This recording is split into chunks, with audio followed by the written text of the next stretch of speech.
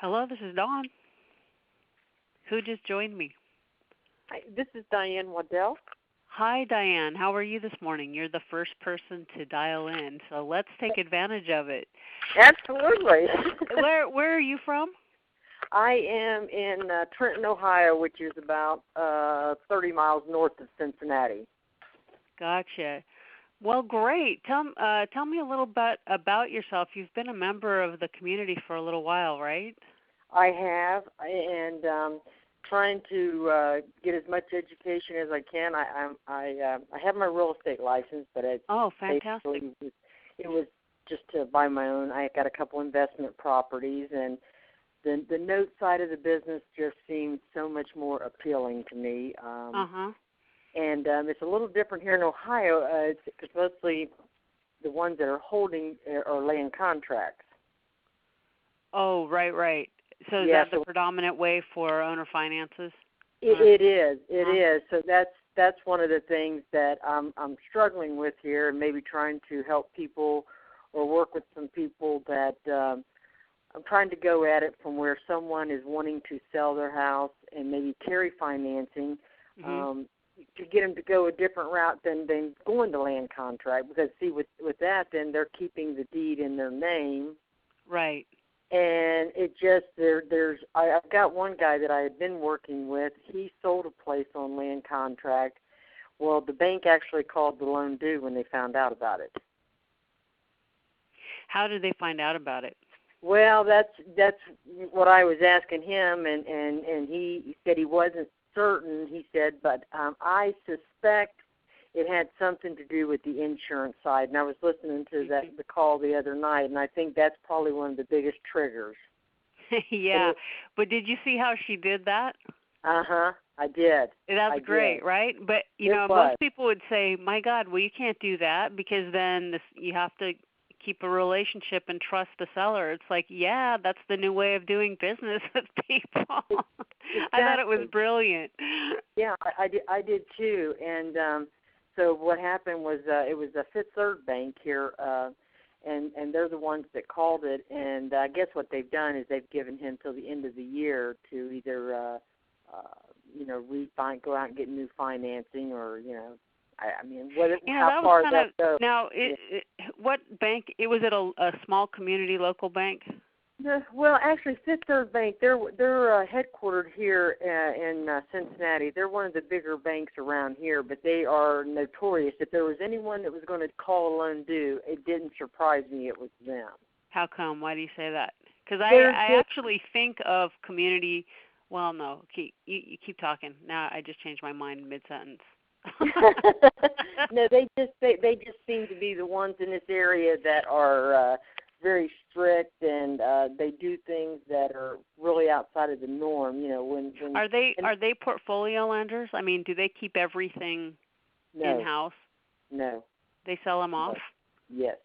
Yeah, they're a good-sized bank here. As a matter of fact, they're expanding on over into other areas. But they're more a regional bank, right? They're not a local community bank, but they're a regional bank. They're not one of the big, the big 20 or something like Chase, Citi, Wells Fargo, all those guys. Right. Yeah. Okay, interesting, though, because wasn't that interesting, on her, from her perspective, how many has she done? 150 and hasn't had one called yet? Exactly, and that's what the seller told me. He said everybody told him when he sold it, it's like, oh, they'll never call it due. And he's like, he said he sold 3 of them like that, and they've already, the first, one of the 3's already been called. So yeah, I mean, that's the thing where, nobody has a crystal, right. Okay, statistically speaking, probably not, but if you're, the 1 or 2% that do, are you okay? And what's your plan B? Right. You've got to have another strategy. Right. So I wanted to back up for a second because you were going. It's really too bad that people are doing the land contract, and that you can't buy that. But a lot of people do buy land contracts the same way they would buy a note. So you may not necessarily have to fight such an uphill battle. So if you decided you wanted to invest in land contracts and you got real familiar with, how it it behaves in your state, and you're going to buy property that's in your neighborhood. I think it's a really good option, if you can find that, unless there's so much, unless the underlying financing's so high, you can't get the yield or the, let's say, ITV. Do you know what I mean by ITV requirements? Investment to value. So if the loan's at 80% and you want to be in at 65%, well, you can't really do much there in terms of buying the land contract, right? Because it still represents a payment coming in. So if you can somehow get that payment coming in assigned to you and you have security, then you've got an instrument, you've got a cash flowing instrument there. So what are your other issues? I mean, are we on the same page so far, or? Yes, we are. And the biggest thing right now is, I'm marketing. I'm getting letters out, and it's amazing because I've always heard, once you start getting the marketing out, the phone rings. I mean, it does, and then it's trying to educate people and go through, find out what the biggest thing I try to find out is their interest level. Why are they interested? And sometimes it's just because they got a letter and they just want curious. to see what it's all about, right? They're bored one day and decided to call. Yeah. Like, hey, what's this mean? Or it's something like that. But what I'm trying to do is just build a relationship, because what I'm finding is every now and then some of these folks have several more properties that they're holding. And again, it's all been in Ohio, land contracts on, and of course the ones that they are interested in maybe having somebody else take a look at are the ones that are the bad ones they've got that they'd like to unload. The ones that just make absolutely no sense. But I keep talking to them and just trying to keep a relationship, so that, because I know things, you never know, things could change with one of the other ones that they've got. Absolutely, that's good. Or if you're helping them be a problem solver, like, hey, if you have any questions, I'm in the business, would be happy to give you a little guidance if you have any just general questions. I mean, I've heard people be very successful with that, where they make a friend and a trusted resource, basically. So I think that's brilliant. So are you just how are you farming? Are you paying, do you have a title company connection? If you're a realtor, probably you do, or are you just doing Data Quick or some of the other realtor things we have? Scott Arpin, I bought a list off of him. What's that, ASDS or I don't even, it's Scott Arpin. I bought his. That's where I got the list. Scott, I think it's Arpin. Arpin? Okay, is he just selling lists of owner carryback? Right. Yeah, okay. So you bought the list, probably did he guarantee that there was limited selling of the list or anything like that? No, he didn't guarantee that. He guarantees, he came highly recommended. How I got his contact information was from Tracy Rui, Tracy Z, and Fred Rui. She's been in the business longer than me. Yeah. Right. So she was the one that had recommended Scott. Oh, that's cool. Well, I'm recording this, so can you just give spell his name and give his contact info? Do you have it in front of you, just so people who are listening can go, hey, I'm going to think about trying that? Sure. Yeah. It's Scott, and it's ARPAN, and I may have to shoot you an email. I'll get all of his contact information. Okay, that'll be cool, because then, below the recording, I'll just say, hey, me and Diane were talking about this, and here's the connection she was talking about. Sure. So are you sending letters? Yes. I mean, what are you doing? I mean, I always like to ask, because, everyone's doing it a little different, and then everyone wants to know, well, what are the various ways you can get started? So what are you finding? That postcards, letters, how often? I'm just sending a letter and just basically introducing myself and telling them that I saw that they had carried back financing, and if they had any interest in having someone take a look at it, if they were interested in selling the financing, to give me a call, and if they weren't at this time, if they would just hang on to the letter and and then down the road, if something changed, then give me a call. And right. Are you doing simple. that just like once and leaving it, or what's your strategy for how often you're contacting I've me? really just started becoming, getting very active in this because I work 50 hours a week. In addition to trying to get this up and going, so yeah, yeah. But what I'm doing is sending out the original letter, and then sending them an email, and then maybe trying to within 90 days, within 3 months, send them out something else just to stay in touch. Yeah, once a quarter. But Like that. Yes, exactly. And then did you decide to just be very local and pick geography right around you, or how did you make your decision about where to start?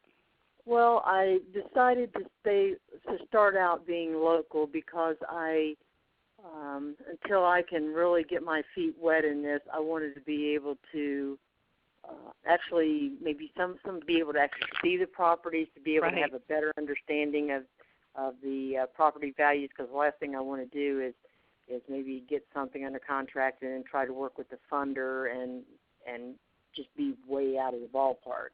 Exactly. Well, I now, got that information, Dawn. It's Advanced Seller Data Services. Oh, what did you say? It's Advanced Seller Data Services. That's where I got the mailing list. Advanced Seller Data Services. Do you have an email or phone number there? Yeah, it's 800-992-4536. Okay, and so for anyone who's just listening in, this is where Diane picked up her data for, I guess in your area, is it all land contracts, or are there no notes in Ohio? In I know Ohio, there are some notes because I've seen them every now and then, but mostly you're seeing land contracts? Exactly. Yeah. Okay, well, do they have a website, or did you just call? Is it just? You can call, but if you go in and if you Google Advanced Seller Data Services, it'll bring you up to his website. Because they do have one. Okay, well, very good. Thanks for the tip. Other people in welcome. the community will appreciate hearing these types of things. It's like there's so many different ways to play the game, and because there's so many private individuals entering the market, there's just an enormous variety of one person will never buy this, but another person is like, oh my God, that's my perfect thing, or everybody's underwriting and geographic they're comfortable with, et cetera, et cetera. Would you say most of these are wrapping underlying financing, bank financing? Yes. And are most of them upside down? Yes, I'd say the majority right now, what I'm seeing, especially here in Ohio, there's some that's not, but I'd say at least 70% are upside down. That's where I guess I'm trying to understand everything that I'm reading and studying says, well, your list, you should only go back maybe 3 to 6 months if you go back farther than that. But some of the ones really, there are some out there that are 7 or 8 years old that I think I would have a better chance of trying to do something with. Yeah, I mean, let me back up a second because I haven't dealt with land contracts personally. Now, title doesn't change, but I'm assuming that maybe they record the land contract in the public records. Yes. Oh, well, that's how the banks are finding out if they're watching. Right. If they're watching and they care, I guess. And it's just unusual, I think, that they do, I mean, because lease options could also be recorded, but usually people don't. But I think, it's mandatory in Ohio for them to get recorded. And well, I think what happens, they end up recording them because the fact that then whoever the buyer is wanting to make certain. They need the protection. Exactly. I wonder if, if they're, and this is I don't know if you saw this YouTube video I put up last night. I was talking to Randy Hughes. I don't know if you know him, my land trust guy. And, a workaround to this whole conversation for you is if those sellers would put the property in a land trust first, and then work with negotiating the beneficial interest, something that's not recorded in public record. They'd probably elude a lot of these same problems. But I mean, after you have the list, that's not who you're talking to. But just FYI, I mean, if you come across people who are going, well, I need to do this, then you could do like Angel, basically, in what she's doing in Utah, you could do in your area. And maybe, if there's most of the people have high loan to value already, high bank leverage, then maybe you could just make the passive by saying, let's get this in a land trust, and I'll buy the beneficial interest, and I'll take over everything, and then you can go ahead and get a tenant in there, or you can have someone who's buying the beneficial interest on contract from you. And that way, maybe you're making, even if it's $100 a month, if you do that, enough times, even if it's really skinny, you might be able to work that way. Because, to buy the land contract, you got to have equity, or it just doesn't make any sense for you. Right. Too much risk, not enough gain. Right. So maybe you should just you could at least split your time in half and go, maybe that's the better thing for me to go after being a buyer to these people who are needing out, but I can still make their property cash flow. Right. Getting sense. in the middle. Mhm. So to me, that sounds like an obvious play for at least what you're telling me of what you're running into. Now, I noticed thank you so much, Diane. That's very helpful. Now, who else came on? I think I heard another ding. Susan? Hi. Hi, Dawn. Hi, who's this? Hi, Susan? Susan, what happened? Well, I'm not sure. I think, wasn't I supposed to, go to your website and fill out something and then submit it to you? I think I forgot to do that. Yeah, I thought of you. I thought of you this week, and I said, I wonder what happened to Susan. I'm going to have to remember to call her. But maybe did I not send you the link? I thought I was supposed to send you a link to make it I'm pretty super sure easy. you did. I'm pretty sure I've got the link. It's sent your website, and then I just well, how are you? Catch me up. Fine.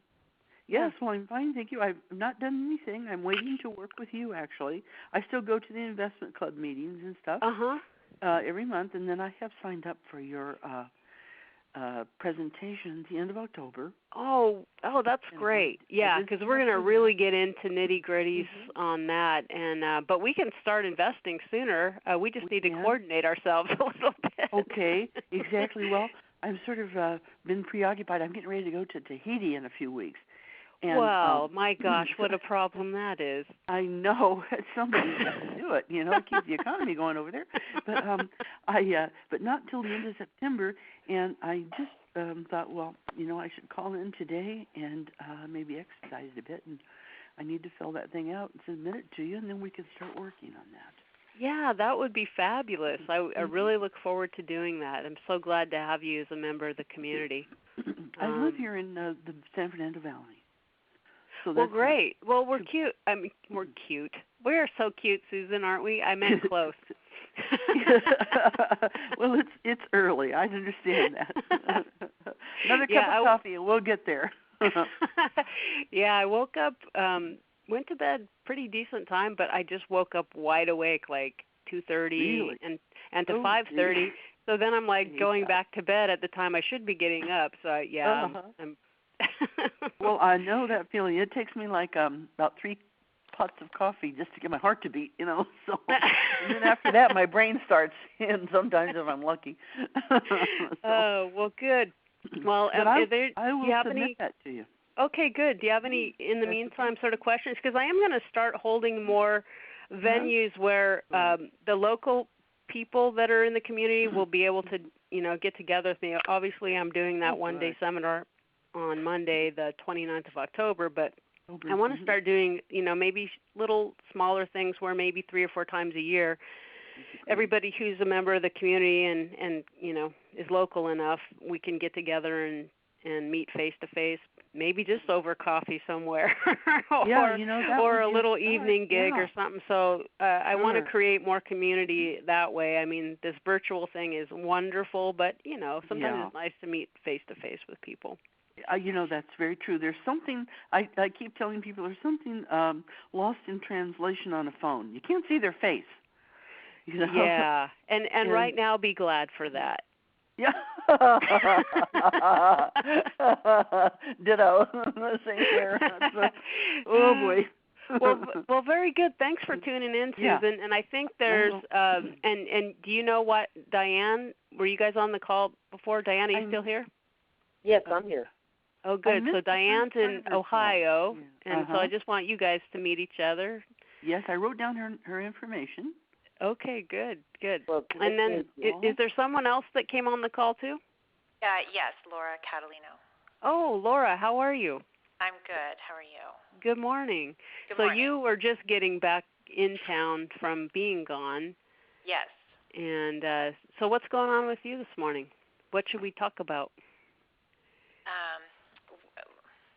Well, I guess I'm not quite prepared to talk about anything. I have more research to do, but the one deal that we looked at together, and the reason I hesitated, well, there's many reasons I hesitated, but one of the silly reasons is that getting both back the principal and the interest, it just from an investment standpoint to think about, then you have to, because for this particular account that I'm investing it for, I want to be able to spend the interest. Like you want to know exactly what's spendable and what's like the return of principal. Exactly, which obviously is easy enough to do with the schedule, and then I just have to keep my own bookkeeping, like, okay, here is the principal coming back, that's my corpus, put that in a different category, I don't have as much money to spend. But that just, I don't know, I just wanted to go back and look at that and say, okay, how much interest am I going to get year one, how much year two, that I could be, that I could use to spend. Yeah, exactly. Now, Laura, where do you, just to introduce you to the other two on the phone, where are you again? What city? I'm in Laguna Beach, California. Oh, you're okay, okay, great. Laguna Beach. So then we've got Susan in Santa Fernando Valley, and then obviously Ms. Diane over there in Ohio. But anyway, so just to catch them up, if I may for a second. Sure. I had sent Laura some information on a note opportunity. It was fully amortized, which, let's just go back. I mean, usually buying discounted notes is an amortizing conversation.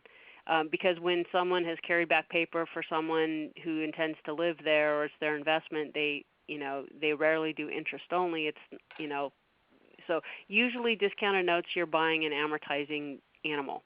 So yes, it's a little, but if you're doing private loans, it's more likely for those to be interest only, at least the way that we know them, right? Exactly, and that's what I have done before. I've done a couple.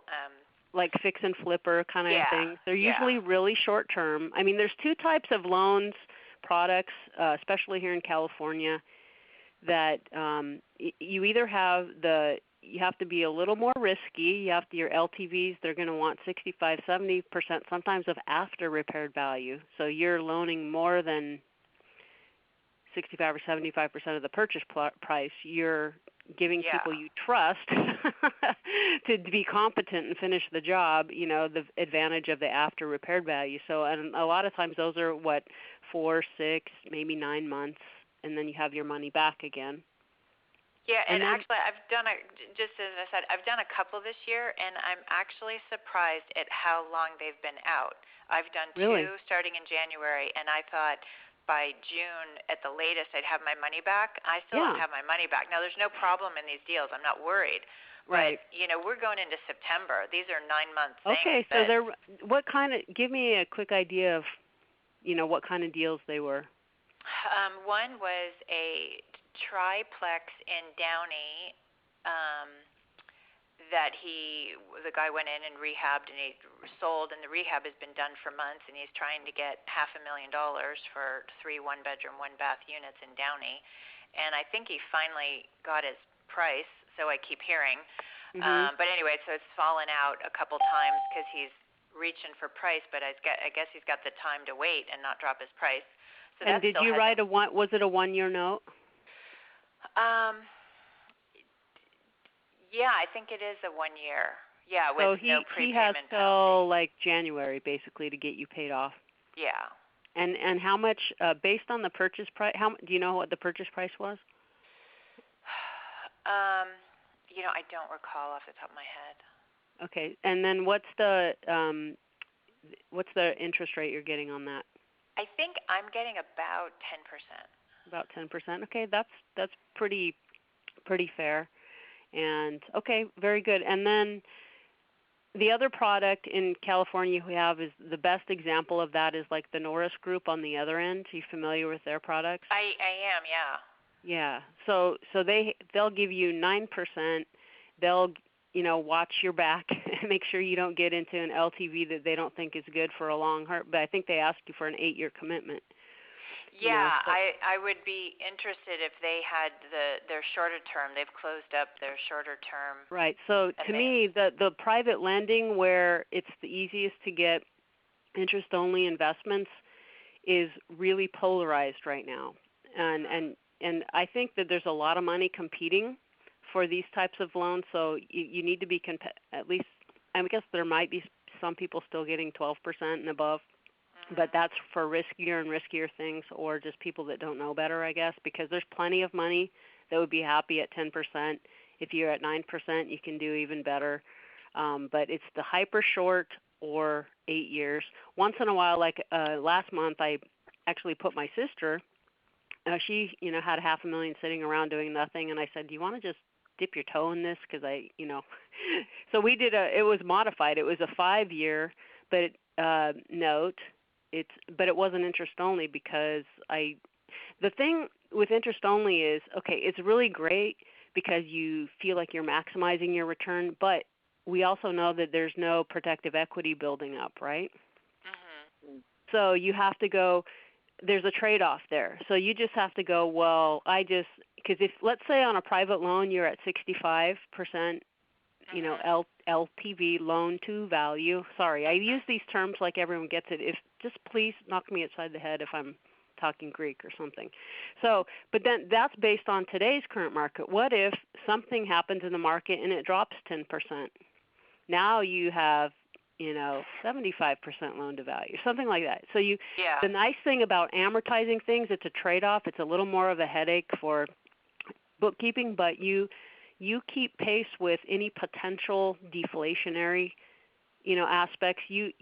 With every payment, your position is getting a little safer and a little safer, even if prices go down. So, but I put her in a 5-year note, but it's practically interest only because it's, amortized over 360, due in 5. But I know from their circumstances and that they can afford it, they're going to fully amortize over that 5 years because they don't want to have to refinance a balloon. Mm-hmm. And so, but my sister's happy with that because, okay, she got 9.5%, and it's going to be safe because it's 50% loan to value or less, and secured by 2 properties. I asked for additional collateral just because. And, so anyway, so that's an example of a midterm, 5-year thing that's almost interest only. But to me, so for the discounted note thing, you can get short terms if you buy a 3 or 5-year partial or something like that, but it's still going to be a bit of an amortizing beast. You can't get around that. Or if you buy the whole note, let's say you decide to go long. I think, what deal did I send you, Laura? It was land. Oh, it was an Oregon note. Yeah, it has 12 years left. It has 8 years of seasoning, and the loan to value's low. Yeah. And the payment history has been verified by servicing company for the last 8 years. It's been impeccable. So and so it's one of 4 notes that I bought in that small portfolio. But in that case, that's 12 years. And so I have to buy at a yield that I can at least swallow. Okay, it's way better than other stuff I'm doing. And with discounted notes, which you don't have with loans, you have the possibility that it could pay off early. Do you see what I mean? Mm-hmm. Like, okay, I bought it at this, and if it pays off early, which I can live with, but if it pays off early, like my yield might double.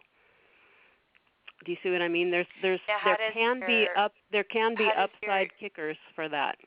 How does the yield double if they pay off early? Pardon? How does the yield double if they pay off early?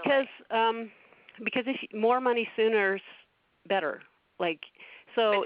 But they're stopping to pay the interest, so they just give you all your principal back. They stop paying you interest. Right, but then you get it back sooner. Like you bought it as if you weren't getting your money for 12 years, and what if you got it in 6 years instead? Then you would have a return of, because you had bought at a discount, it greatly increases your yield, but yeah, then you got to work and put it back together, but you've got to get that money back to work, of course, but you're used to that with the loan products anyway. Mm-hmm. Time value of money wise, it's an advantage, but cash in your pocket, it doesn't. Well, to me, it does. The interest is higher in the beginning. So So right, with amortizing things. Mm-hmm. So if you take those interest payments over the corpus, I guess I can see how that would be a higher yield. Yeah, like if you get it back sooner, you just always think more money sooner. Whenever that happens, whether it's an increase in the payment or the balloon pays off early, like they either sold the property or refinanced, or sometimes you buy a note and you offer them like a small principal reduction to pay you off, and then you just, and in 3 months you walk away with the spread of whatever you bought. You can't. I don't do that because I like, so far, I like the passive. That's what I like building. Keeps my life nice, cozy, and no roller coasters, just smoothing everything out. But so some people, they will keep an accounting to know what they can spend, and others will just say they'll compound their interest and principal and just throw everything back in another note as soon as they can, so that they're compounding their note proceeds. Yeah. Well, anyways, does that kind of make sense? Because these are the things I want to be able to answer questions, and if I need to do like a transaction review session just on this type of thing, would that be helpful, or? It would, yeah.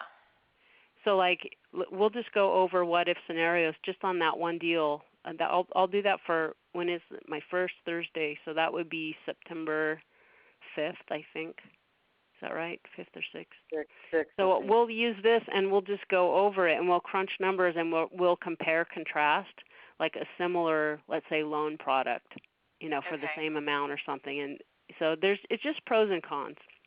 But what I do like is that, for the people, the discounted notes, the more skin in the game they feel like they have, the closer they are to having, they can see the light at the end of the tunnel. They're going to own the property. They're far less likely to ever default, which I like, and I like the longer stuff. I'm starting to buy longer stuff because, number one, it can make sense because the potential upside of them paying off early is, there's a statistical likelihood that if you bought a 20-year note that it's going to pay off before that time. But you still buy at a yield that you can swallow anyway. So you can't really lose that way. And I remember, and I can't remember who I was talking to, but this was probably a couple years ago, somebody in the industry, or it might be back when I was still going to Noteworthy and some of those things where, you're at the bar afterwards talking about stuff. And, some of the old guys and the veterans of the note business, there was two main trains of thought. There was the short-term people, which most people are right now because they feel so uncertain about where the economy's going, where inflation's going, where interest rates are going. They feel really scared. They don't want to be locked in too long. And so you had the 7 years or under crowd, and then you had the ones that were purporting 7 years and over crowd, like they wouldn't blink an eye at buying a 30-year note. And so over time, I don't know how much time, maybe 20 years, at the end of the day, the guys who had gone long made a lot more money because of the early payoffs, the unexpected bumps at the end. The other guys had, okay, we're a little more liquid, a little more predictable or something, but at the end of the day, the portfolio that went long did better. So there's a trade-off. You might want to keep some of your money in shorter things that are turning around, but you might not want to shy away from a few longer holds because of the upside. That's a really good point. Yeah, and of course that's when you're just holding the note, because when people are investing with me and they want the 100%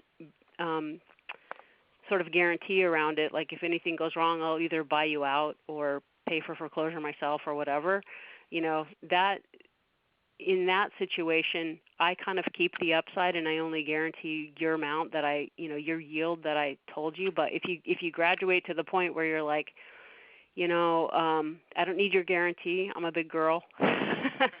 Just, if there's a deal that you'd be willing to broker to me instead of keep a piece of. I mean, obviously 75% of my business model is keeping a piece of the passive income. That's my I profit a little bit each month as you profit. I'm not taking just a paycheck at the front and kissing it goodbye. I mean, there's nothing wrong with that. It's just not my favorite thing, but of course, I want to help everybody start investing somewhere where they're comfortable, and then we all, grow together and change together, and if I can meet your need at a different level, then I'd be happy to, we'd be dumb not to stay in contact together and try to say, I have one that, gosh, I just have no more capital. Here's one. Why don't you just take it? I'll just, take a broker fee, whatever the normal thing would be, and you just have it. You see what I mean? Like it's all yours. It's like that way with your private loans, though. I mean, the broker who gave you that loan is not going to pay for foreclosure if there's a problem. I mean, you're on the note, you're on the deed, it's on you. So that's what you're already doing with your private loans, right? Yes. Yeah. So.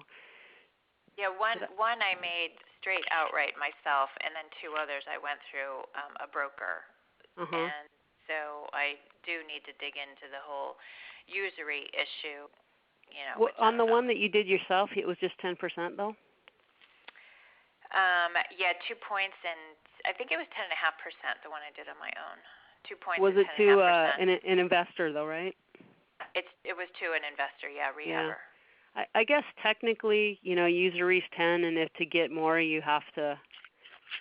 But it looks like you made your own points. I mean, I guess I don't know exactly. I'm not an attorney, so. Yeah. But you're probably fine because that's very competitive for somebody. They're probably never going to turn you in. But I guess technically speaking.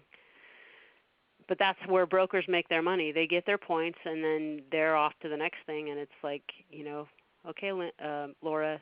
It's not, good luck.